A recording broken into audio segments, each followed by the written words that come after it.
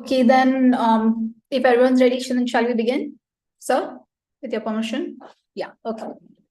So a very warm welcome to our panelists and audience members who have joined us today. Good morning, good afternoon, good evening, depending on where you're joining from. I'm Devika Makat, and welcome to the third of our CSDR CAS webinar series titled India and Central and Eastern Europe, New Horizons in Defense Industrial Cooperation. So we have a wonderful discussion planned for you today on the current moment in India-EU defense relations and the need for increased focus on Central and Eastern Europe.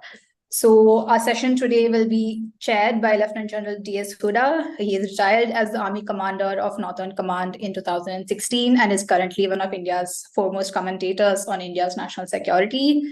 He's also the co-founder of CSDR and a director for the Center for Defense and Security. So warm welcome to you, sir. Before the moderated session begins, I would like to begin with our representative from CAS, Ms. Simran Dhingra. She's the head of international cooperation at the India office of Konrad Adenauer Stiftung. So Ms. Dhingra, if I can welcome you to give your opening remarks and introduce CAS and this webinar series to us. Thank you so much, Devika. It is a pleasure being here. And ladies and gentlemen, distinguished panelists and guests, good morning, afternoon, evening, depending on your time zone. And a very warm welcome to this significant webinar on India and Central Eastern Europe, New Horizon in Defense Industrial Cooperation. Today, we embark the third webinar of our joint series of CSDR CAS webinars, and we embark on a journey to explore the dynamic and evolving landscape of defense collaboration between India and the Central and Eastern European countries. Before we delve into the exciting possibilities that lie ahead, let's reflect on the historical ties that bind us.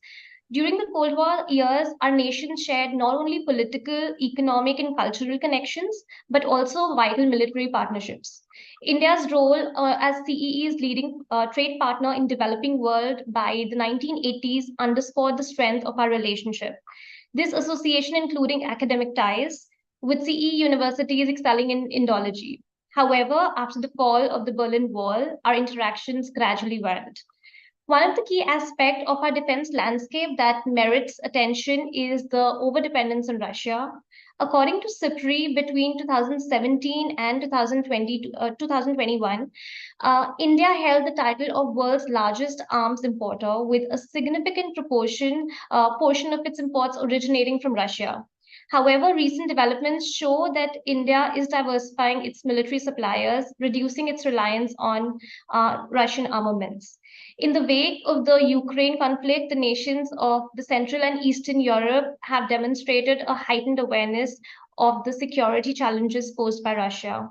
This has translated into a significant uptick in their defense budget as they intensify efforts to bolster their security and safeguard their sovereignty. And India has proposed a substantial defense budget of 72.6 billion US dollars for 2023-24 financial year, marking a 13% increase from the previous period's initial estimates. This constitutes around 2% of our country's GDP. Meanwhile, we also see Poland, a NATO member state, is set to allocate over 29.1 billion US dollars for defense in 2023, surpassing the spending of other CEE countries. Well, this move aligns well with NATO's recent estimates that we have seen, which shows countries like Poland, Romania, Hungary, and Slovakia allocating a significant proportion of their GDP to defense, a trend that is likely to intensify as the security situation evolves. India's growing engagement with CEE is evident also through the visits of our political leaders. We've seen in 2019, our Foreign Minister, Dr. Jaishankar, embarked on a historic visit to Poland, Hungary, and Slovenia, and marking this as the first visit to Budapest in 6 years and to Warsaw in over 3 decades. Similarly, in 2018, our former President, Mr. Kovind, visited the CEE region, emphasizing the need for CEE countries to support India's Make in India initiative. These visits underline India's transition from non-alignment to multi-alignment, signaling our intent to develop parallel relationships with like-minded actors on matters of security, economy, climate change, and energy. And as we gather today, we must consider that there are common grounds that unite us. After sharing India's vision of non-alignment in the 20th century, we now have the opportunity to align our interests in the 21st century in line with EU's vision. And our shared goal, also as Konrad Adenauer Stiftung, is to ensure peace, stability, and sustenance of a rules-based international order. Moreover, the recent developments we've seen in the India-EU relations present promising avenues for defense and industrial cooperation. And against this backdrop, I feel today's webinar is a testament to growing convergence of our interests and exploration of new horizons in defense industrial cooperation between India and Central and Eastern Europe.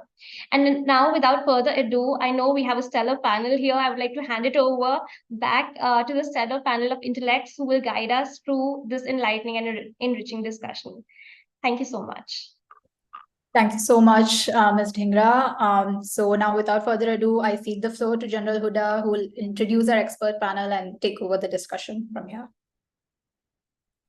So thank you, Devika. Thank you, Simran, for those opening remarks. In fact, some of what I was to say you already mentioned. I will just sort of re-emphasize it. So firstly, a very warm welcome, and it's a great pleasure and privilege for me to be hosting this this webinar with such experts on the panel. When we're talking about new horizons in defense industrial cooperation between the CE countries and India, I think two issues are very significant in India's defense procurements. One, Simran has already mentioned that in recent years, India has been shifting away from its traditional reliance on Russian military equipment. We still hold almost 65% of India's defense equipment currently is Russian. But what we have seen over the past decade or so is that there's a shifting move from procuring Russian equipment, which is still quite significant, frankly, and I'll give you the figures, to other countries. So in the last 5-year period, 45% of India's defense imports were from Russia. But if you look at other countries, France, for example, has contributed 30% of India's defense imports.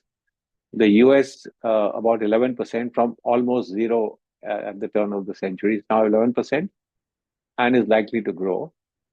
And Israel has been contributing very significantly. About 10% of India's defense imports come from Israel. So you're seeing a gradual shift away from Russian equipment to other countries. The second big sort of significant aspect is that India has embarked on a self-reliance program, which is called Atmanirbhar Bharat, that we will produce or manufacture a lot of defense equipment in India.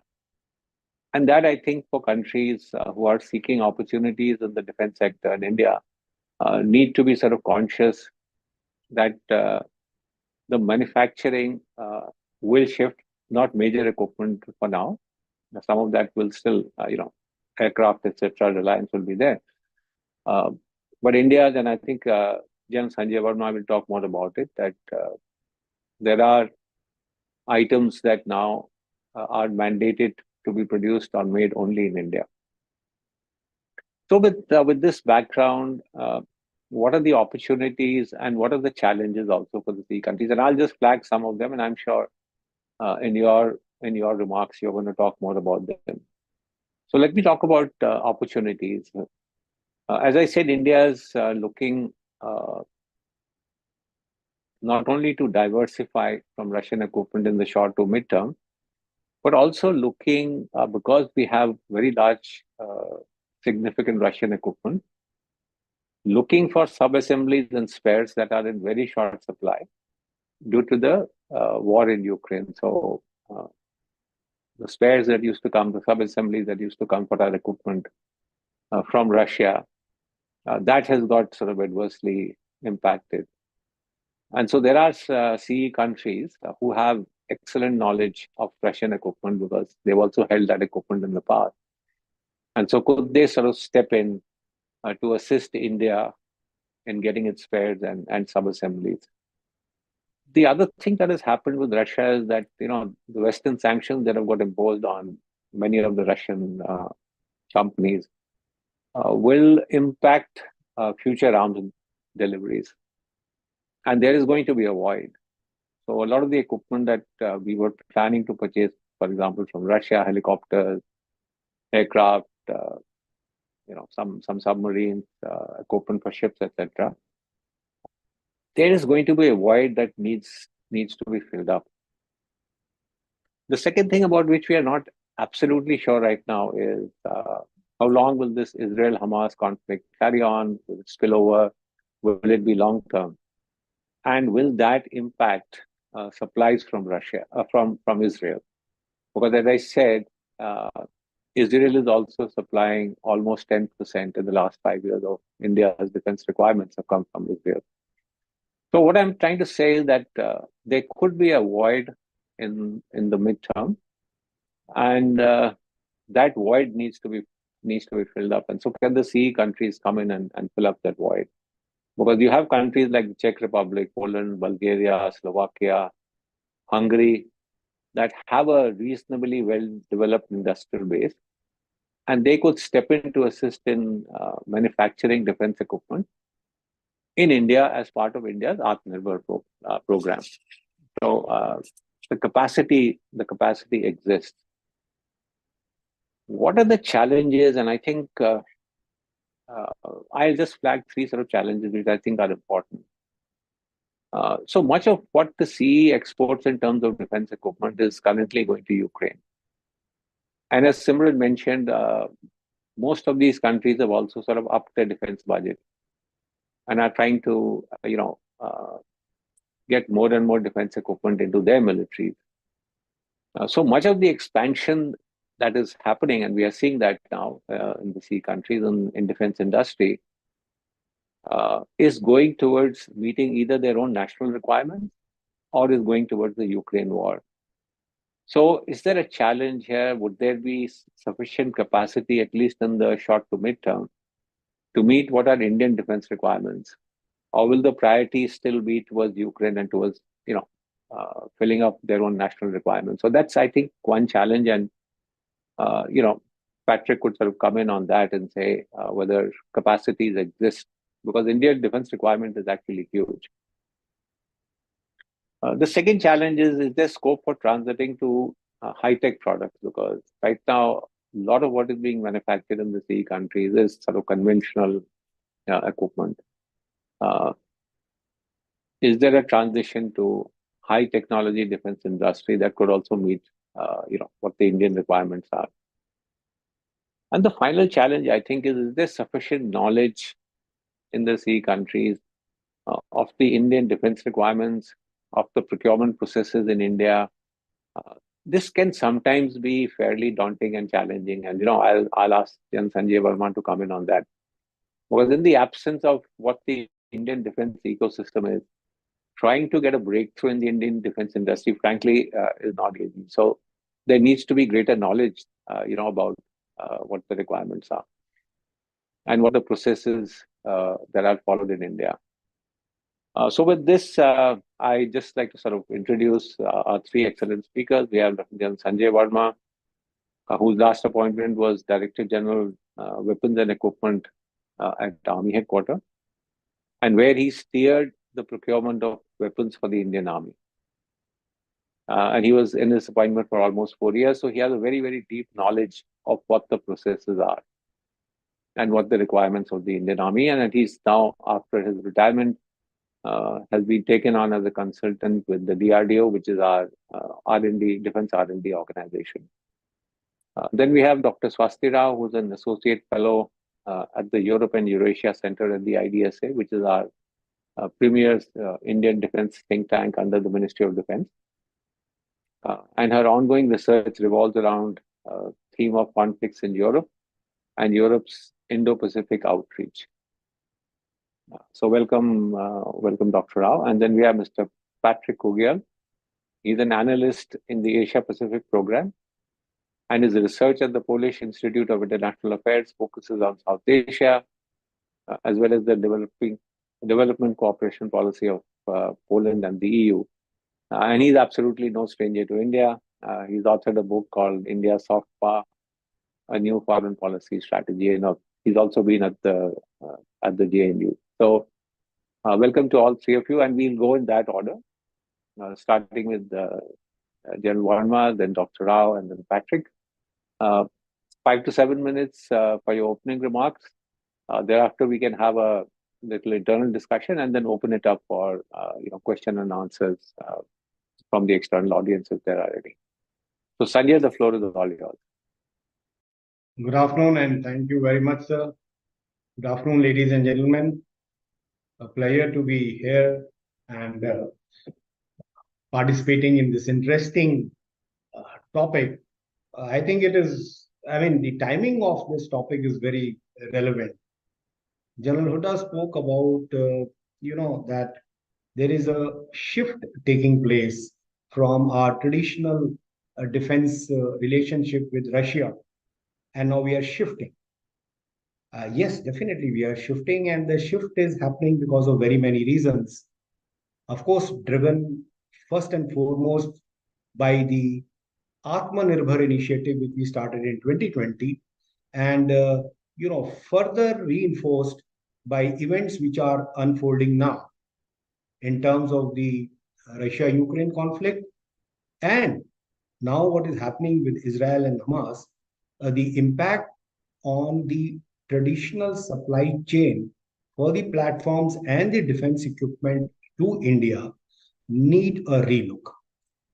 Now, when we talk about we are shifting from Russia, I would just like to take you all back to sometimes in 60s, 70s, 80s. Now, where were we getting our defense equipment from? Like Simran rightly brought out, we were in a non-aligned, we are in a non-aligned, but now in a multilateralism. But at that point of time, we were not aligned towards a faction, a group, a thought process, and we were doing it on our own. Yes, 71 happened, and thereafter, we know that we became dependent on Russia. Now, why I want to raise this point out here is, during this period, that is 80s, 70s, and 90s, when we had not opened up to the private players or to the globe, we still were doing business with Poland. We were still doing business with Hungary. In fact, historically, our earlier electronic warfare equipment, we got it from Hungary. That was our first 80s and 90s.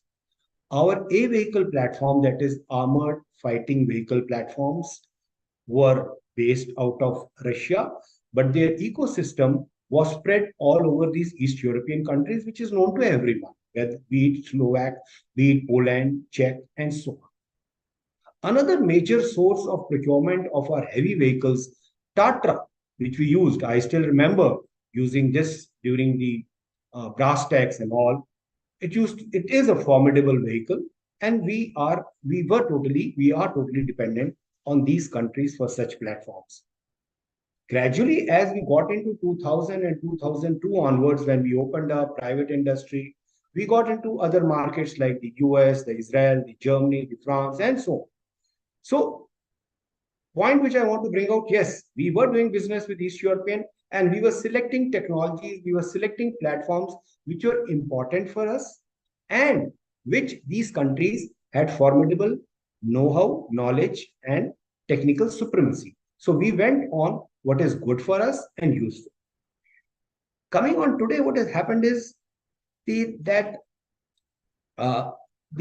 changing dynamics of the global world order now bring us to a situation where, yes, the dependence from Russia is decreasing. Where do we now move ahead? These are opportunities. These are opportunities for India to explore other markets. The Russia-Ukraine conflict which is happening has put pressure on Russian supply chains. The demand in Europe is going up very drastically. Where will this void be filled from? US is the largest, say about 40+% of the global arms chain is controlled by the US. But there is definitely a void there, definitely a market. Is there an opportunity for CE countries and India? Definitely a big yes. There is an appetite of the private Indian defense industry which is building up now. The government has given clear signals in terms of policy reforms, procedure reforms, that if you can bring the supply chain inside the country, establish the production houses here, the instruments could be joint ventures, could be transfer of technology, could be offsets, and so on. So the Indian industry, Indian private industry is very much open to imbibing these technologies. Now we have to look at what does the CE countries have to offer. The European market is saturated right. All the big defense suppliers have their order books full, which is in fact going to become more loaded with what is happening. In fact, in the last 10-15 days, the requirements of many equipment sub-assemblies have gone up from India to be supplied to Europe. That is the state today, because the assembly lines for the European defense industry are full. So this brings up an opportunity. We have to look at selectively what is available in these countries and what is the requirement of India. There is a complementary equation to this. There is also time that when these countries, Eastern European countries, Central and Eastern European countries, will need something from India. The Indian export policy, the Indian opening up of industrial license to private players gives an opportunity to the Eastern European countries also to make use of a lot of technology, lot of manufacturing capability, which today India has become a formidable production house. So there is a complementary requirement between the two areas. Now, with the European Union or Europe, we've been traditionally the second largest trading partners. And in fact, it is the second largest export market for India. But like General Huda brought out, there are challenges. There is no institutional framework to put this mechanism into order. How do we stitch the requirements? Because all these countries have not done business with India in an institutionalized manner. Whatever was being done through Russia. So on its own, these countries will find it difficult. Today, the requirement of servicing of our tanks, the automotive portions, the engine portions, the optoelectronics, the surveillance equipment, all is coming from these countries. I am aware when I talk to the industry, these people on their own are reaching out to people in Poland, in Slovak, in Czech, doing tie-ups, getting the machinery out and opening up business. But perhaps this may not be the right way in the longer run. We need to institutionalize this framework. How do we do that? We will perhaps talk it in the further when we do this discussion. But yes, definitely, today we are at a stage where we should talk about this engagement very seriously. I will now come back once we discuss it. I think this would be suffice for my opening remarks. So thank you, Sanjay. I've the issues that you talked about, and I will take them up further in the discussion. When you talked about bringing supply chains to India, so what are the challenges? And you talked about the institutional framework. So if you could give, an odd example of how and where, with which countries has it worked, so that would be helpful in sort of suggesting a way forward for the CE countries. So thank you, Sanjay. May I now invite Dr. Rao, please, for her opening remarks. Right. I hope I'm audible to everybody, and a very heartfelt thank you to CSDR for this platform, and of course General Huda and all the other speakers here. Most of them are my friends, and it's great. It's great to connect to everybody. Right now as we discuss India and Central and East European countries' defense relations, I'll try to at the outset tell you what exactly I'm going to be talking about for today. Of course, there is a vantage point point that we all agree to, and that vantage point has to do with the fact as what paradigm shift has been perpetuated after Russia's war in Ukraine and India's push towards self-reliance. So I think there's no doubt about that, and we start from them. I would be focusing my remarks today on the issues that come up when we do research on the defense industry sector in Central and East European states called the CEE states. And because I'm working for the MOD think tank, I can give you an insider's perspective on how MOD is developing its Europe strategy, considering all these DAP reforms and import list restrictions and defense offset policies, etc. And then I will also perhaps try and delineate a few limitations from my perspective as to, some points that can be worked upon to sort of, facilitate this cooperation. So this is by and large what I'll be going to be presenting today. So like I said, the first thing is that, of course, India's diplomatic and defense footprint in the region, and when I say region, Europe, as a whole, has been growing after the war in Ukraine. I think a lot of people would know that India has opened its embassy in Lithuania. India has emerged as a major arms seller to Armenia, Azerbaijan, which is that India has this kind of a defense and diplomatic footprint in the Caucasus. And then India has been exploring defense industry cooperation with Greece because our Prime Minister was there recently. And all this comes over and above the wonderful relationship that we have with the Western European nations, which is, of course, France, Germany, Italy, etc. And I'm not referring to them. Now, coming to Central and Eastern Europe, I think from India's perspective, this region has stepped out from the shadows, not for those who have been working on defense industry cooperation, because as General Verma just said, that of course our defense relationship with the Czech Republic, especially when it comes to Tatras or Poland, is actually pretty old. But then in terms of the geopolitical visibility, it's been rather new, and it's particularly been under India's radar after the war in Ukraine. And what this has done is that this has also changed the conversations within India. Now, India has become interested in understanding their defense industry sectors, in a more holistic manner on the one hand, and on the other, as we talk, that we are also trying to calibrate our expanding Europe strategy in a similar fashion, and especially the defense industry cooperation. And I'm going to tell you certain specific points of what I mean when I say that calibrating our expanding Europe strategy, okay, when it comes to defense.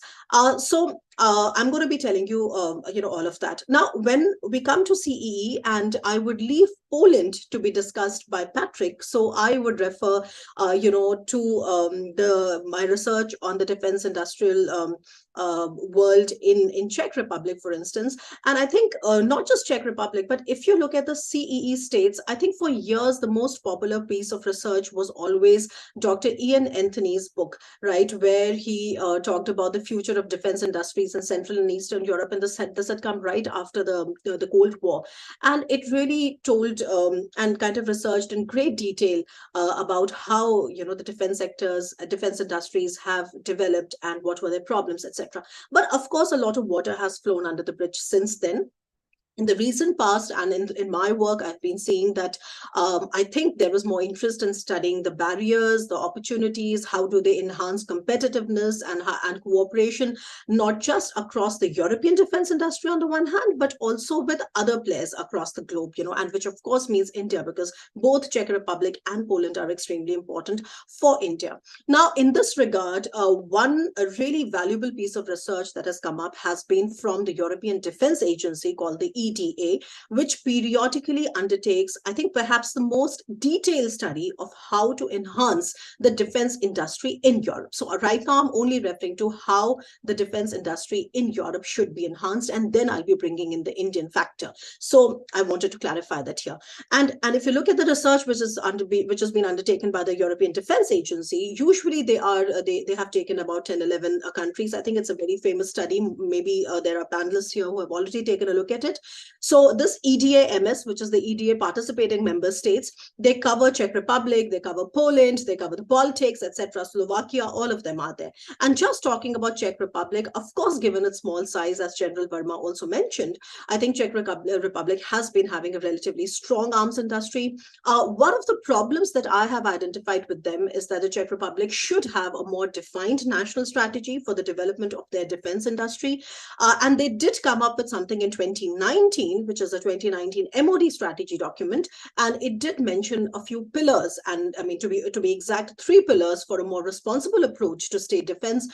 But still, I would say that, as EDA has pointed out, the EDA studies has pointed out in successive years, I think it still is not really hitting the nail on the head. And there are problems with respect to their procurement policies, which have been subject to really high profile public criticism.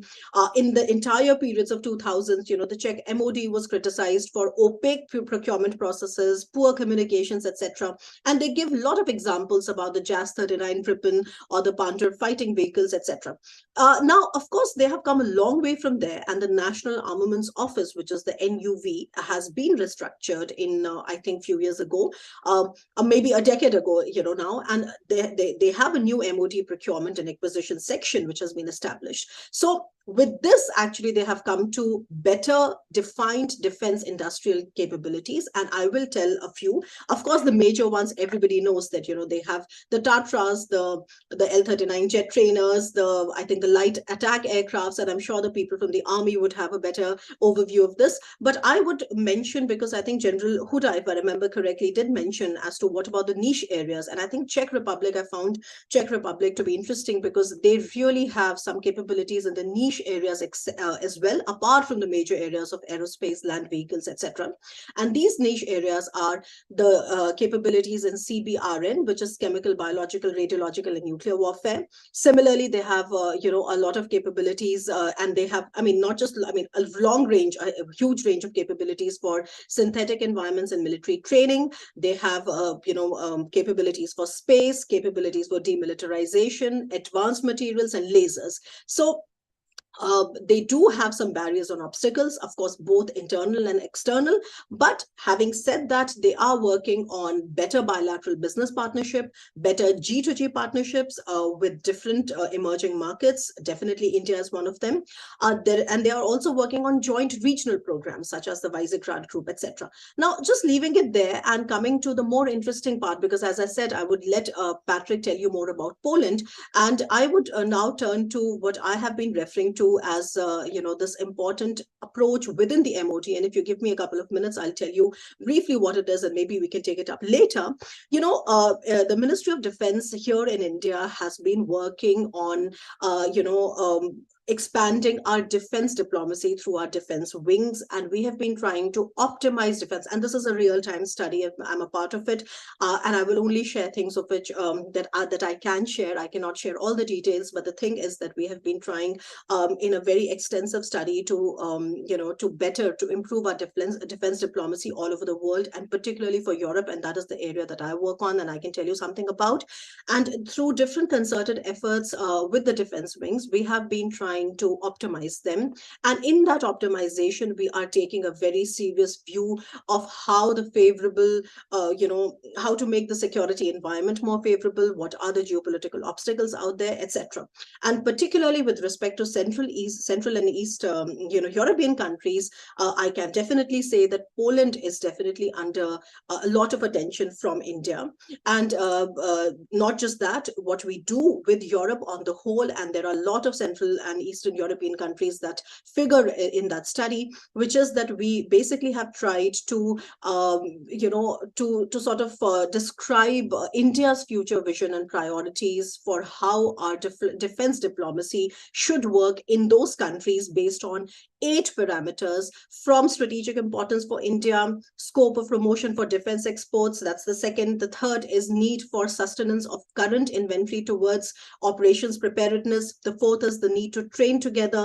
The fifth is the necessity to build capacity. Okay, the sixth is availability of niche technologies that I was just referring to, availability of raw materials, and availability of suitable logistics. Okay, now based on these 8 parameters, of course, I can't give you the exact score, but the MOT has already started to give scores to, you know, all the countries in Europe. I mean, I have studied about 40 countries in Europe, and I can definitely tell you that countries like Poland, countries like the Czech Republic, and of course countries like Sweden, Finland, and I'm not yet referring to the Western, European countries, because they are anyway there, so there is no confusion out there.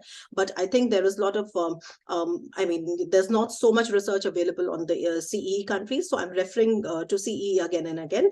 And these particular countries that I just mentioned actually scored pretty highly from India's perspective. So in the coming years, you will see more and more outreach from the Indian military establishment, from the defense diplomacy point of view. And like I said, based on these 8 parameters that we have been working on, and we've been, you know, periodically asked to submit our research on. So I think I've already exhausted my initial minutes, but I would come back again and would look forward to, more discussion. And I know I kind of, went very quickly through all this, but I really wanted to tell you what we are doing from the MOD, at least in terms of generating more research and intellectual capital towards what plans we have for CEE countries. Thank you.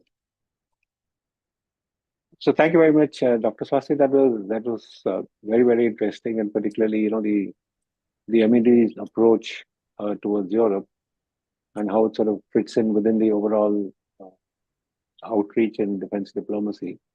And you gave us some good insights about, countries like Poland and Czech Republic, which you said score highly in terms of how we are looking at future outreach with these countries. So thank you very much. I will come back with 1 or 2 questions later. So Patrick, the floor is all yours now. Thank you very much, General Hoda. Let me first start with expressing my gratitude and thanks to the organizers for having me here, to CSDR and to CAS. It's a great opportunity to be with you and discuss this very important topic. I must say that I will focus my intervention on Poland, but I guess it will apply to most of the countries from the Central Europe to a different extent, but let's focus on this one case study. Talking about defense industrial cooperation, I must admit first that I have been closely following Poland-India relations cooperation for the last 15 years, and defense cooperation has been always indicated as one of priority areas for cooperation. But unfortunately, nothing has really materialized in this cooperation for the last couple of decades. So I would like to ask the question, can this time be any different? And my initial answer is strong yes. My argument today I would like to share with you is that today it can be different because of the changed geopolitical situation and also reforms taking place and modernization of armies in Poland and Central Europe and in India. So there is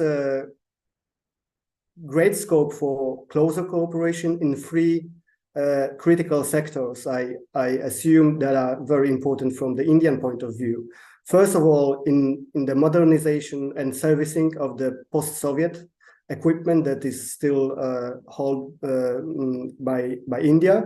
Secondly, there is a scope for cooperation in procurement and co-production of new arms and armaments between India and Central European and Poland and Central European countries. And third area is opportunity to strengthen cooperation in research and development of the defense equipment. So why this time can be different? Obvious answer is because of the war in Ukraine. This war had a very huge impact on defense planning and defense modernization in both Poland and India and other Central European countries. We must also admit that Poland and India reacted differently to the Russian aggression against Ukraine, and initially it has created some tensions and some frustration among the politicians in Europe and in Central Europe and in Poland in particular. But I would rather argue that paradoxically, it has opened the way for stronger cooperation, and because this created a space for convergence of defense sectors in Poland and in India. To make the long story short, I would say that this war in Ukraine has led to realization that Poland and India must speed up the transformation and of our armed forces and replacement of the post-Soviet and Russian equipment. So the war in Ukraine had very massive and transformational impact on Poland, Polish armed forces, on Poland defense budget, on Polish defense industry. How it was possible? I would like to share with you in my presentation. I would like to focus on three arguments, on three areas. First of all, you are probably well aware that Poland has given away most of its post-Soviet equipment to Ukraine in the last couple of months. So we gave to Ukraine almost all our tanks, aircrafts, artillery systems, and other equipment. That means that Poland still has a personal assembly lines and spare parts and factories and know-how and technologies, but to work with the post-Soviet equipment, but we have no that kind of arms and armaments. This means that at least for the short to medium term, Poland has free capacities to provide that kind of services, to modernize and service this Russian-made arms and equipment for third countries like India. This is one area. Secondly, maybe more importantly, war in Ukraine has obviously pushed Poland to increase its defense budget enormously to unprecedented scale. As you have already mentioned, this year Poland is going to spend 4% of its GDP on defense. It will be the highest score among all NATO countries. So this means also that there will be a massive inflow of money, of funds into Polish defense industry. And only until the 2026, according to Polish government strategies, Poland is going to spend between 30 and 40 billions of US dollars for modernization of its armed forces. What it means? It has two important consequences. First of all, it means that Poland has gone already on a procurement spree and has been buying a lot of equipment from abroad, mainly from the United States, but also from South Korea. You have heard probably about Poland buying Patriot systems from the US. We are about to buy F-35 aircraft from the US, but also we signed a contract with South Korea worth more than 12 billion US dollars for different kinds of equipment. So this is one area, but this also means that Poland will use this opportunity to develop its own domestic industrial industry, in the defense industry, to an unprecedented level. So we have strong political will and huge inflow of funding, which means that Polish defense industry is on the verge of massive transformation and development and growth. So this opens also a way, an opportunity to cooperate with third partners, third countries. Because on the one hand, it means that Poland will invest those money to develop its own domestic systems and armaments and equipment.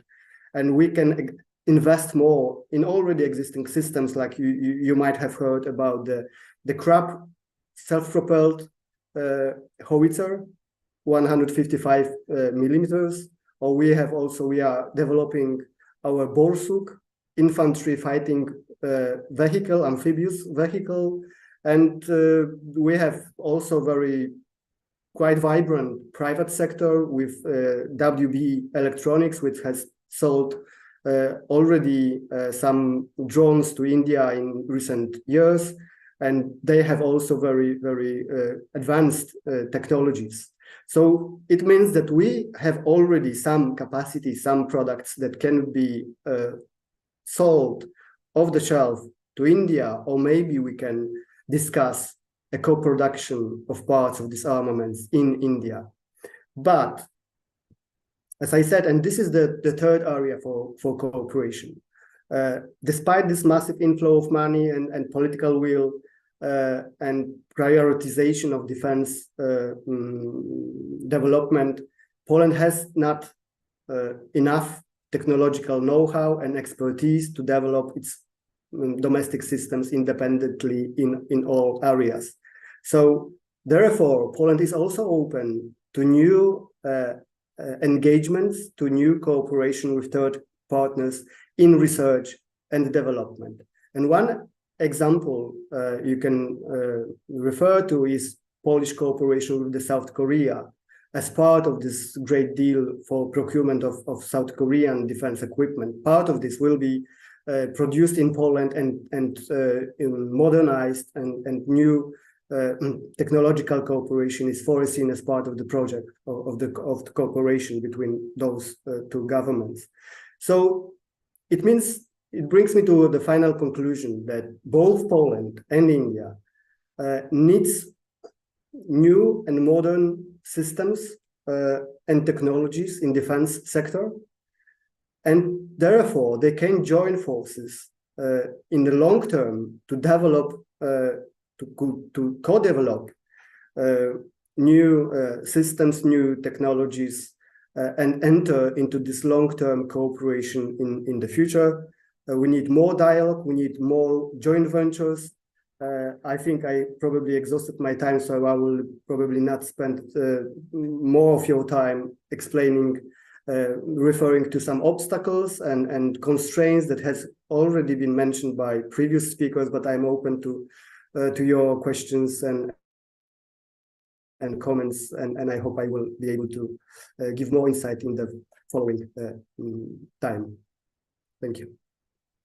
So thank you very much, Patrick. I think you clearly outlined the sort of three areas where you think defense cooperation can grow in the modernization and servicing of the Russian Soviet equipment that we have in R&D and in terms of co-production, and how Poland is sort of positioned because its own defense requirements are seeing an increase in defense budget, which will translate into modernization of forces and a more vibrant defense industry. So we'll come back to you with some more issues. So let me now just frame one question each to each of the panelists, starting with Sanjay. And if there is something important also in addition to what I say, if you want to talk about it, you could talk about it. We can take about 15-20 minutes for the three of you, and then we can open it up for question answer. So Sanjay, my question sort of to you is, we want defense supply chains moving to India.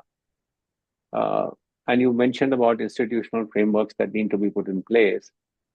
So how do you think countries should sort of go about it? And is there a good example of an institutional framework that is working, which could then sort of serve as an example to the CE countries, and Patrick is here? Like, this is the way if we go about it, institutionalize it, because Patrick also spoke about it, and I'm going to ask him, because he said nothing materialized for many years. So, what were the sort of challenges, Patrick, that nothing did materialize? And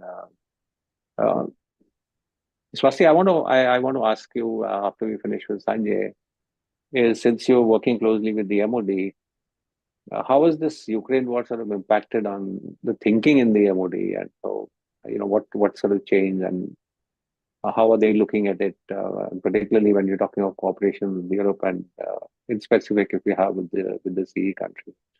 So Sanjay, let's start with you first on some examples of institutional frameworks, how things can get better. Yes, sir. I fully agree with Mr. Patrick when you said that the willingness to open up defense business cooperation with India has been there for long, but it has not taken the trajectory or the momentum which we thought. Definitely. And I also agree with you that this is the right time. Absolutely. On two accounts. Number one, there is a mutual requirement within the CE countries and India, like what General Huda just said, to opening up of supply chains because of our already having so much of equipment of Russian origin, which we are using and will continue to use. Whenever we look at doing business, there are four issues which come up. Defense business. We look at the policy procedures. We look at the avenues open. We look at the budgeting, finances, and the most important, the structures or the institutionalized framework, which I'll be speaking about.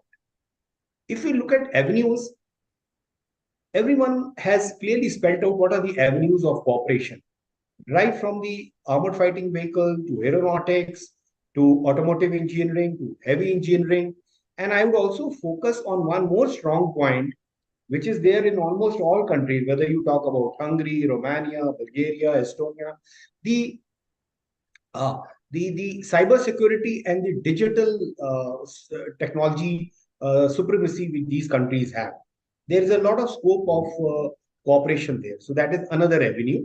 So definitely then drones are there, aeronautics is there. So there is definitely a very well-cut need of new platforms also, besides sustaining the equipment which we already have. So the avenues are taken care of. Budget, we know that all the East European countries are upping their budget because the platforms are required. Even within our country, we are very clear. We have come out with positive indigenization list that these have to be made in India. That means for this, we are going to set up base here and the money will be allocated. The third is the policy procedures. Mr. Patrick brought it out that in Poland, the policy procedures are being very clearly spotted and they are evolving. In our country also, we have very clearly listed out what is the DAP 2020 and what are the more reforms which are taking place. Like I said, defense export promotion policy is taking up in a big way. So there'll be avenues from India to export to the other countries. Now these three things are well taken care of. Now I come to the structures. The institutionalized framework for which I allude. Traditionally, we've been looking at all these companies operating under the umbrella of erstwhile RVZ, Rusboronexport, Rusvuzhny. They were working under the umbrella of the Russian conglomerates. So they were participating in all bids through the RVZ or the RB. Today, they do not have this. And even when I dealt in my capacity about 25, 28 years back, when I was looking at imports from Poland, Hungary, Bulgaria, I was dealing with companies like BBT Poland, Omnipol, Senrex, Senzin. Now, all these countries were reaching out basically for sustenance needs, but each one of them was a competitor. Today, the issue is that these private companies, when they cannot operate on their own in India today. So there has to be some sort of framework under which they operate.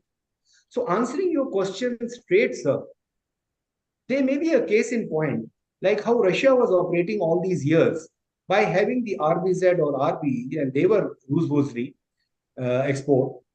Can we look at all these countries getting together in having a common trade organization? Because besides Poland, Hungary, Slovak, Czech, they may not have such a large share. And also there will be shared ecosystem within these smaller countries also. So can we look, that would be one possibility where under one umbrella, under the scope of doing business, they are represented in India by this body. they on their own take this entire ecosystem, which is prevalent in all these Eastern European countries, and take the dialogue further. Otherwise, if you look at opening up business opportunities with each of these countries and in turn each of these private players, it will be only left to our private organizations reaching out, like today what we are doing. If I need a surveillance optoelectronics of a tank, I'm reaching out to a private player in Poland. I'm reaching out to a private player in Slovak. But that perhaps may not be the right way of doing business. So the answer lies, sir, that within these 3, 4, 5, 6 countries, which are looking seriously at enhancing their cooperation with India, they should form a body which talks to us in an institutionalized manner and participates the way RVZ and Russo-Boron Export does even today, and not as individual. It will give more credence. It will give more reliability. So this is my recommendation. And then coming on to very interesting point which Mr. Patrick made of, if Poland is getting into an arrangement with South Korea, I think this is another area where India needs to look at. The air defense gun missile system which you were talking about, the helicopters which you are talking about, the maritime equipment which South Korea capacity building is there. I think that there also there is a lot of scope of some sort of a relationship building up on a platform to platform basis.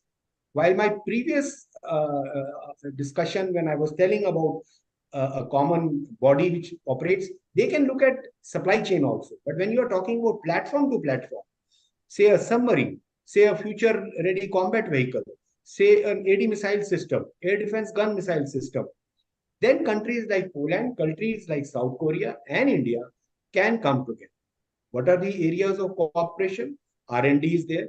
Definitely, we are looking at with South Korea also. They have also reached out. The K9 Hauser is a very good example. Their equipment is doing well. At one point of time, we were going to buy the air defense gun missile system also. Besides that, there is a lot of scope for logistics, lot of scope for MRO, lot of scope for cybersecurity and information technology. And of course, like Dr. Swasti was saying, advanced material, yes, there is a lot of scope of dual-use technology. And of course, coming to the last one, which is cybersecurity, simulation, that these countries are traditionally very strong, India can gain a lot. So I'll sum it up by saying, sir, that one option is, which I gave, a common body which they form and they talks in an institutionalized manner to India, and they participate in all bids, because as you know, the process is that somebody has to participate. Number of countries, number of companies, each one may not be having the bandwidth to take on the system, and all procurement system, whether it is India or any other countries, are, it's a quagmire. There's no doubt about it.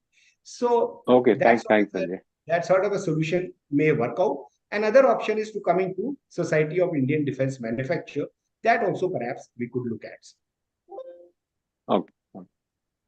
Thanks, Sanjay. I'll come back to you and Patrick on one or two issues, but let me just get in. Dr. Swasti Rao, and the question I want to ask you was, how is the sort of impact of the Ukraine war in some way sort of affected how the MOD is thinking, because you've been very closely associated with how the MOD is looking at these things. So just give your sort of views on that.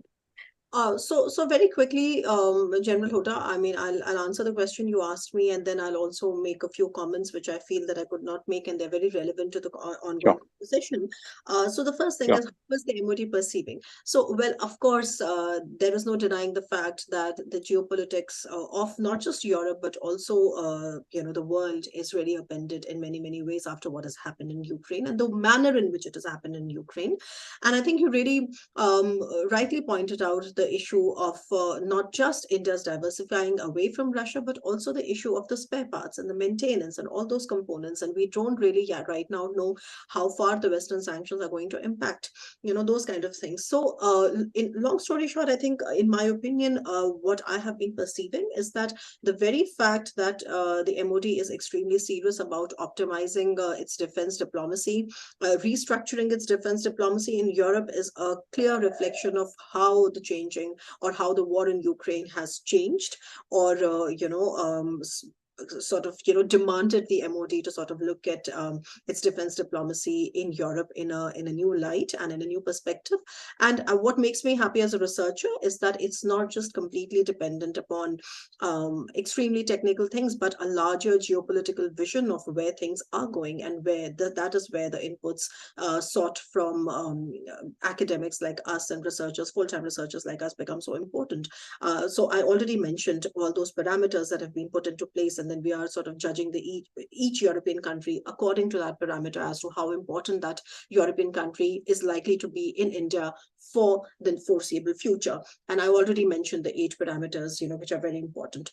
So, well, yes, I mean, of course, MOD is sort of restructuring and recalibrating its policy of defense diplomacy in Europe. That's one. The second thing, we've been talking about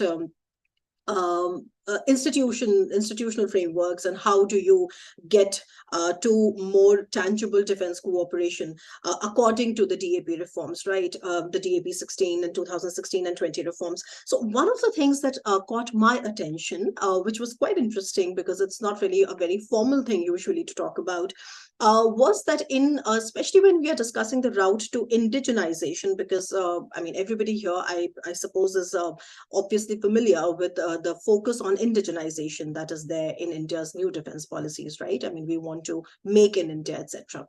And in that route to indigenization, I think private players' involvements can be definitely maximized. And one of the things that really caught my attention when I was working on how Europe can become a major defense partner to India, I think one of the things that caught my attention was, for example, when I look at Europe, the most popular example came from Czech Republic StarTrust, because if you look carefully, BEML, the conduit, has been getting the knockdown kits from the Czech Republic and assembling it in India for all these years. So I think this is one thing that we don't really talk about enough, which is that assembling in India by a conduit may seem like a compromise for the time being, but it definitely works well as a route to indigenize defense procurement by upping. What it does is that it ups the involvement of private players as per the DAP 2020 guidelines. So I personally feel that this route can be better explored for expanding cooperation with the Europeans, with particularly CEE countries, like I just mentioned the example of Czech Republic out there. And the same model, I mean, the same route to indigenization, which is like through the knockdown kits by conduits, actually works very well for the K9 Vajra guns.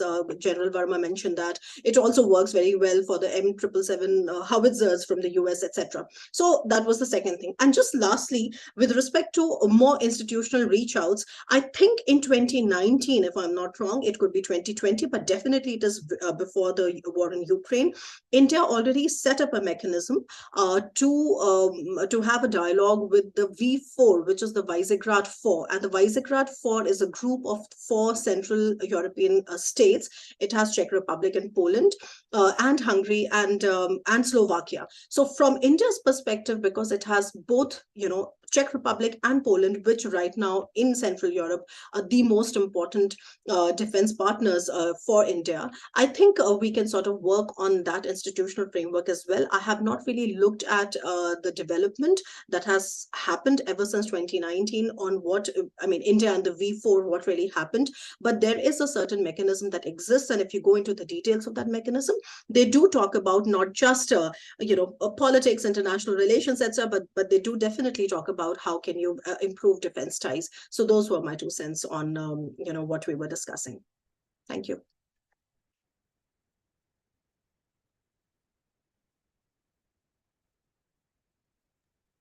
We can't hear you, General. I think General Huda, you're muted. So I think you should unmute yourself.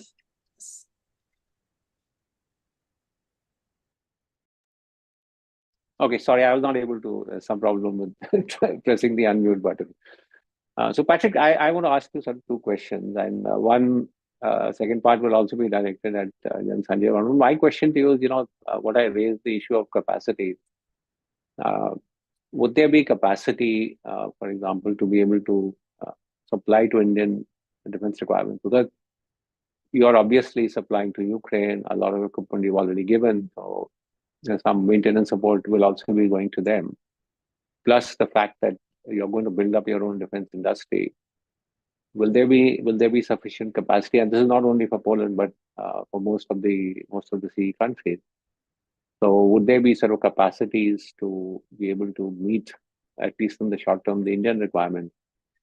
And my second question is, we are talking a lot about how the CE countries and Poland can help in modernization of the Russian equipment that is held by India, modernization and servicing. So has it started? If it hasn't started, why hasn't it started? Because that just seems like an opportunity that is there. There are problems of spares and maintenance of Russian equipment in India. So that question first to you, Patrick, and I'll just also ask Sanjay if that is started, because that's like a one foot in the door, and then once you get inside, then cooperation expands. Yeah, Patrick. Thank you very much, General Hoda. First of all, you are absolutely right. There is a problem of capacity when we talk about supplying weaponry and armaments and equipment to India in a short time. For the forthcoming years, Poland will strive to replenish its own stock of military equipment. But for this, we have a huge budget, and we are looking around the world for new armaments and new systems. So it will take some time, but during that time also we are planning to develop our industry, domestic industry, in a way that it will be an attractive partner for other countries. So I think we shouldn't expect anything substantial in coming months or 1 or 2 years, but we need to think strategically in the longer term perspective. In a short term, I think for what's on offer even today is the role of Central European countries can play exactly in modernization of the post-Soviet equipment, because we have given this away, but we still have everything ready to do the job. Why it hasn't happened earlier, before war in Ukraine? Because there was no need. Yeah? India was well served by Russia, and Russia had also a veto over. No, Patrick, my question is, why is it happen? Why is it not happening now? Because the requirements are there in India. Yeah. That I'll address that also to Sanjay. If it is not happening, I mean, I'm not aware. I'm not aware. I've heard many discussions are ongoing on this subject, but if there's already something taking place, that I cannot tell you definitively. But I think maybe it's also too short time. The war in Ukraine just started 1.5 years ago, and that was a shock for everyone. So we are still need to grasp to come to terms with what's going on around us. India is also discovering that its over-reliance on Russian equipment was maybe a too risky a strategy. And now with the ongoing war in Ukraine, Russia are unwilling and unable to serve India's needs to the extent that India would like to. So I think it's, when I was in India last April, I think, there was already a discussion ongoing. I remember discussing with our Polish diplomats in Delhi that they saw this opportunity, that probably Central European countries can be more valuable partners for India these days because of the problems that Russia is encountering in Ukraine. So I think now, after another year of war in Ukraine, the need for servicing and maintenance and modernization of post-Soviet equipment and to get these services outside of Russia is only growing. So I only can believe and hope that there are ongoing discussions If not, maybe we could somehow speed up the process.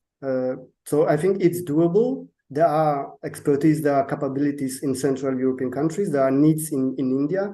So it's up to the Indian partners and to both sides to get into agreement. And in the short time, that can be a very important area of cooperation between India and Central European countries. But in the longer term, we must think about new equipment, about replacement and shifting away from Russian-made or post-Soviet equipment to more modern Western NATO kind of technologies that can be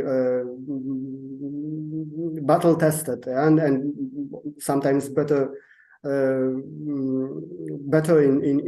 on the battlefield for Indian armed forces. So I think in the perspective of 3 to 5 years, we need to sit down and start discussing and planning defense cooperation in different sectors.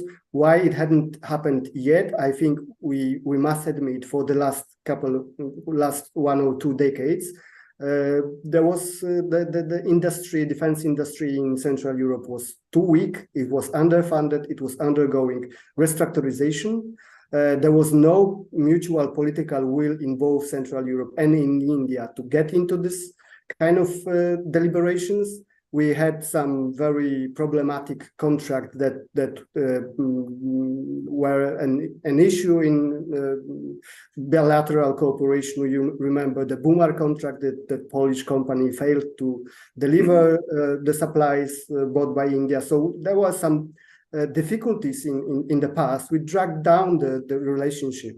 There was not very favorable geopolitical context, as since India has been still very close to Russia, and Poland was, and Central European countries were integrating still closer to NATO and the European Union. Now the situation is very much different, because also India is much closer to the US and European Union than it used to be in the past. So there are no more obstacles. One final obstacle that we need to overcome is what you have already mentioned, that is lack of knowledge about our procedures, processes, and of procurement, etc., and lack of mutual knowledge and understanding of our defense industries. And this is the role for experts, for academic communities, for think tanks. We need to do more research to map out the whole area, to find out complementarities and gaps, and provide some kind of explanations. So there is this knowledge gap, and also there is this institutional gap, like you mentioned. We have no institutional framework that can provide some kind of guidance and direct the defense cooperation. One idea from my side is why we don't have a meeting between the national security advisors from India and from Central European countries. They can give an impetus for closer cooperation in the field of defense and strategic thinking. So we can do this in also not bilaterally, but like General Sanjay Verma has said, we can have a meeting, like one body for the Central European countries. So we can have a Central European India National Security Advisors Summit or meeting or whatever, that can be a very useful forum to map out the capabilities and complementarities, and can give the direction to the future cooperation. There are also the place for experts, as I said, for diplomats. You might be aware that only this year, I guess, India has seconded military attaché to the embassy in Poland, in Warsaw. So it's a very positive step, but it took us a long time to have it.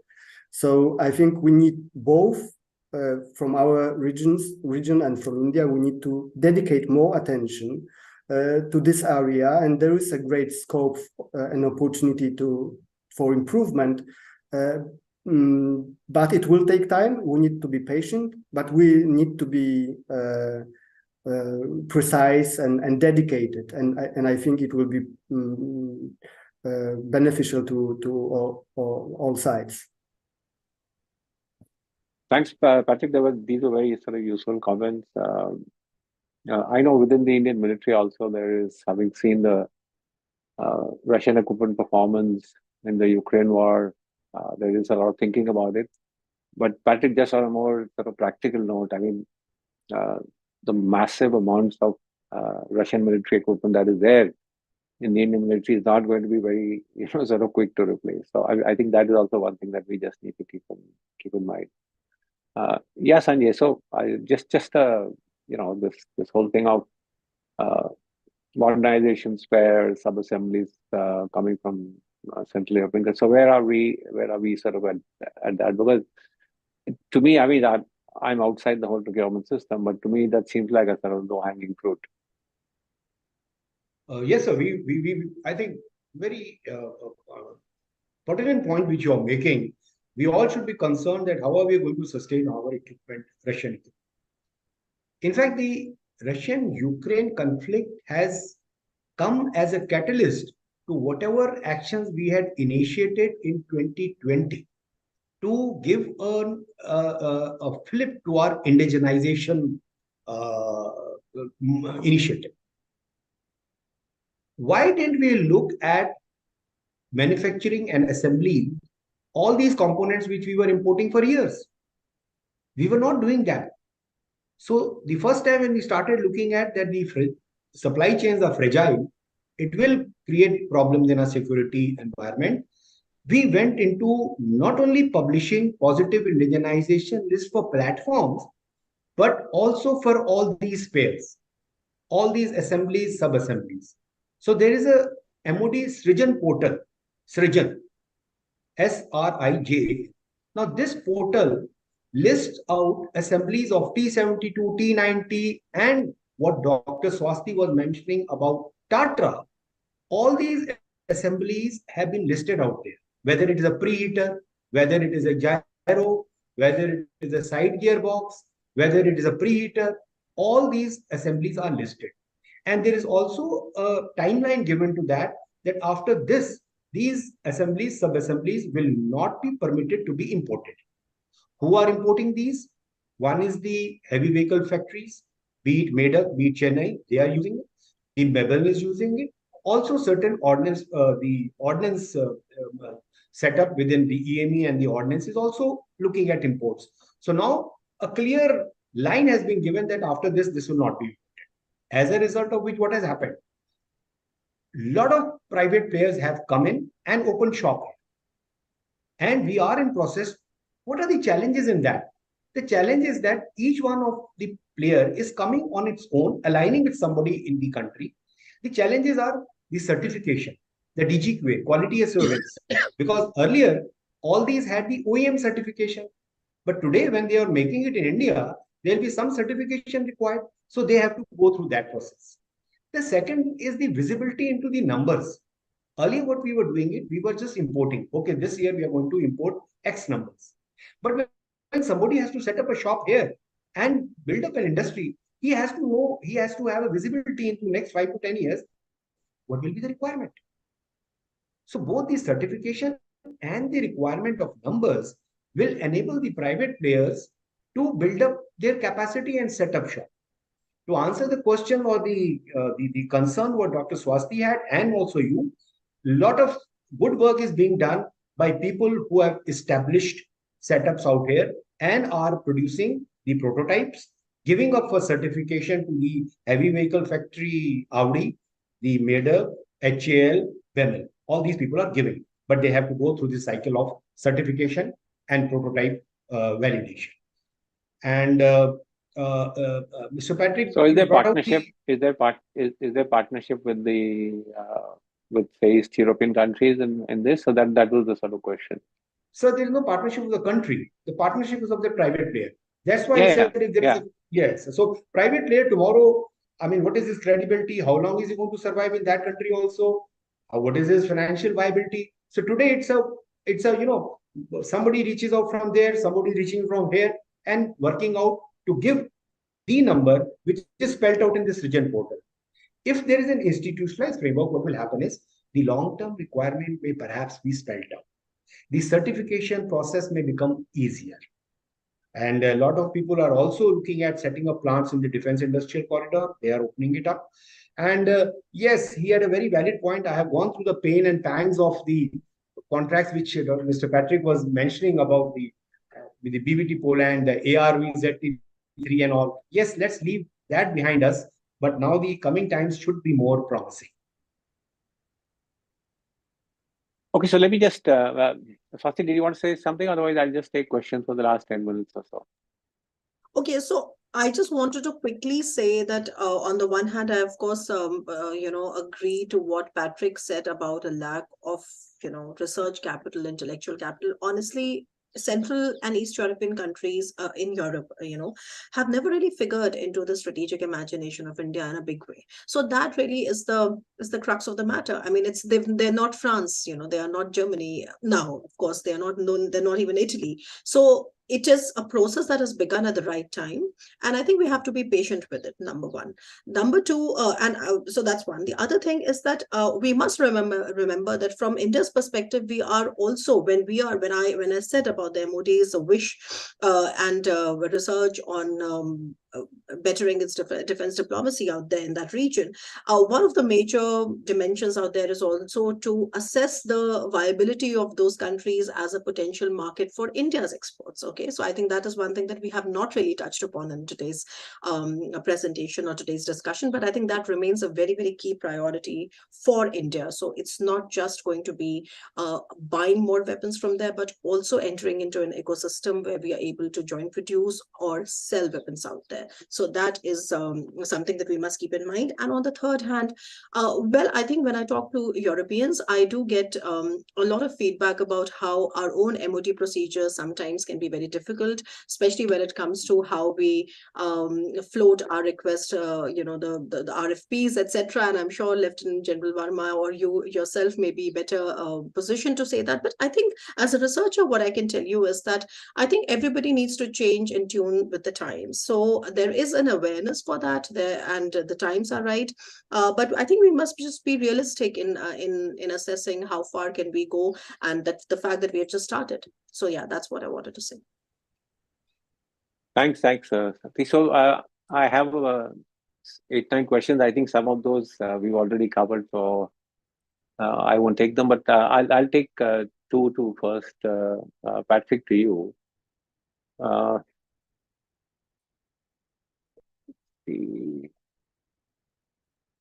Yeah, so there are 2 questions, and I'll just tell you. The first question is: does India's closeness to BRICS affect the defense relationship with the Central and Eastern European countries? I mean, does that sort of come in the way? And the second is that now with this change of government, that the Polish government had pledged to amp up defense spending. With the change in government, could these steps be reversed or slowed? So these are just 2 broad questions, Patrick.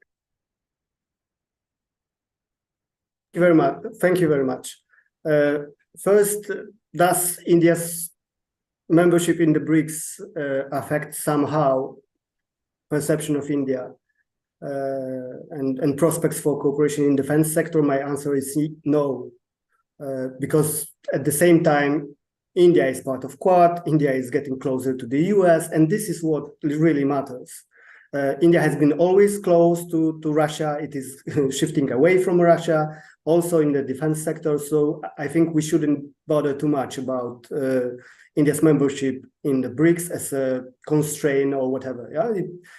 I think India has gained a lot of trust in the last couple of years, and it's better than ever, I would say. The geopolitical context, as I said, is the best over the last 30 years for stronger cooperation in sensitive sectors like defense, for the cooperation between Central European countries and Poland and India. So I think geopolitics favors closer CEE-India cooperation also in defense.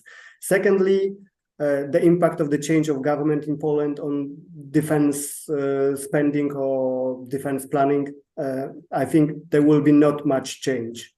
It will possibly, we will see what's the shape of the financing of the budget, but at the minimum, the new government will stick to spending on GDP at least 3% of GDP, if not 4%, like in this year, in current year, then at least 3% will be sustained for the years to come. And the developments behind our eastern border will not let us turn our heads away and deprioritize defense cooperation. So development and growth of the Polish defense sector will continue. This is one in a generation opportunity probably for this industry. Since, as I have said, Poland is not self-sufficient in all the defense systems, it must be very much open to cooperation with third countries, with India in particular.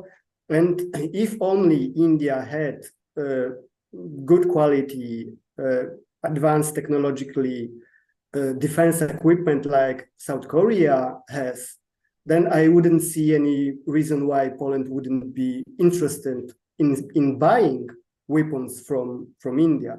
So I also agree with Swasti that we need to see it as two-way street. We are not talking about only selling from Europe to India. We can also imagine a situation when European countries can buy some advanced technologies and weaponry systems from India. There's a lot of space for co-development. Poland has, and other Central European countries has their own indigenous technologies and weapons that can be advanced or modernized in cooperation with Indian partners. So I see there is a lot of scope for cooperation, regardless of the change of government in Poland. I hope there will be mutual will, political will, that can be explored and will drive stronger cooperation in defense sector.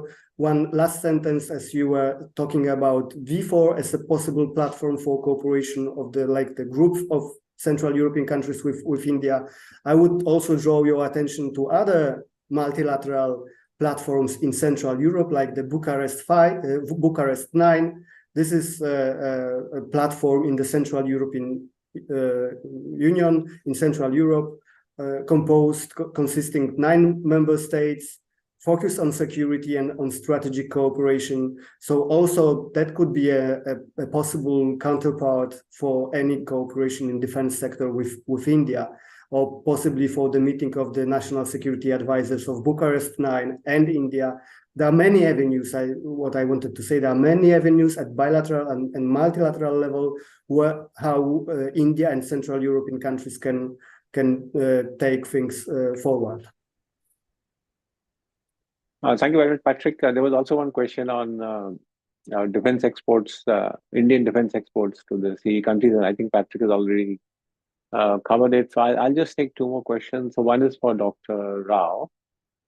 And it says, which sectors do you think will be the most defining areas of cooperation between India and CE? Because you talked about cooperation with Greece and other things. So where do you think? And he's given 3 examples: military hardware, complex system, R&D, etc. But where do you think is sort of key areas for cooperation?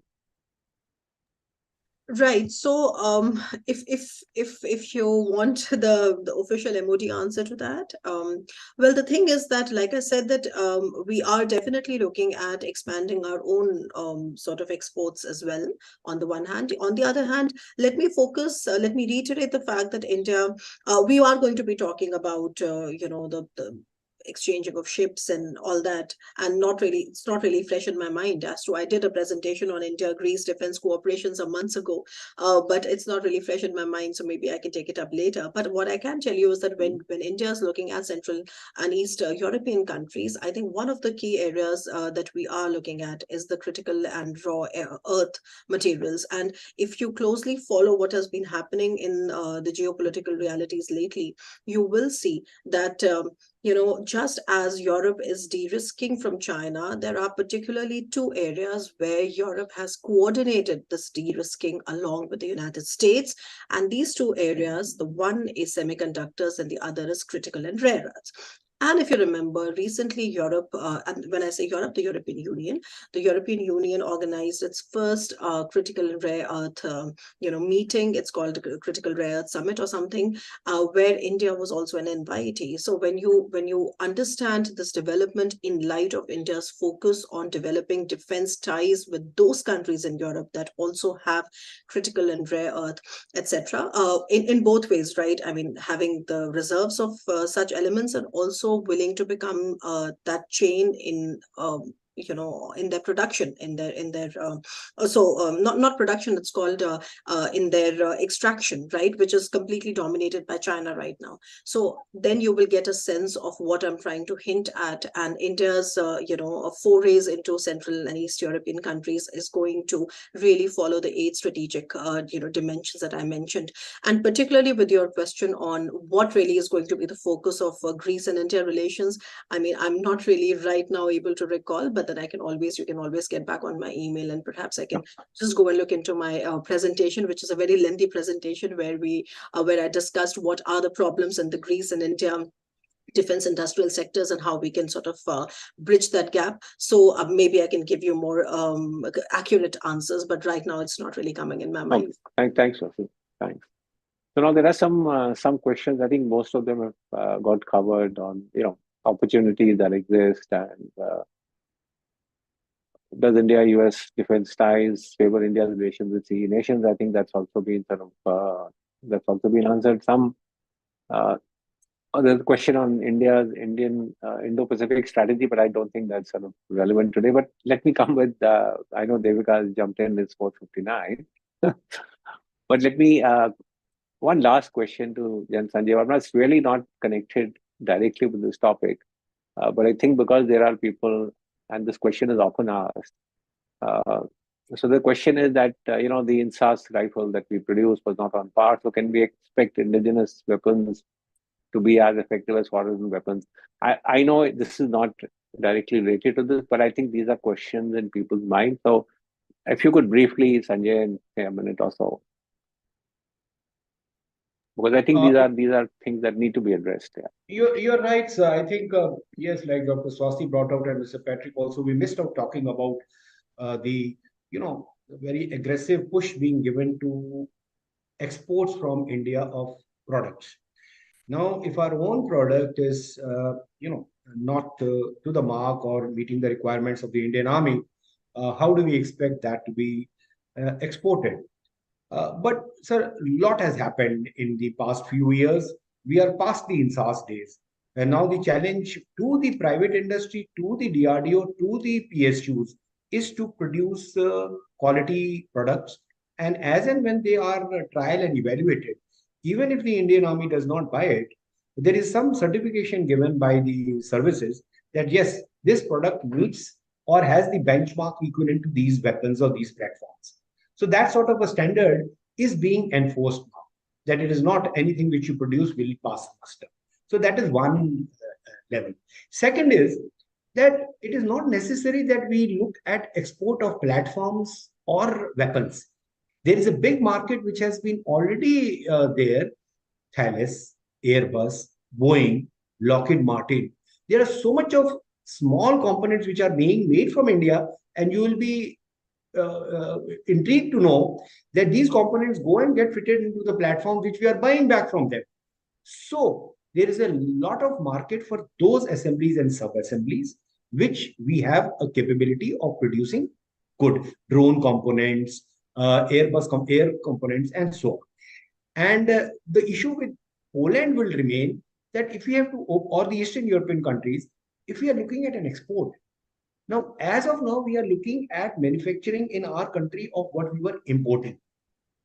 We can only export if they have a requirement. The only option which I look at is maybe the other countries which are still sustaining the Russian equipment, African countries and all. Yes, from that perspective, we can have an offshore facility of Polish companies providing to Africa and other countries. Okay, thanks, Sanjay. So I know there were in the past issues of quality, but things are getting much better.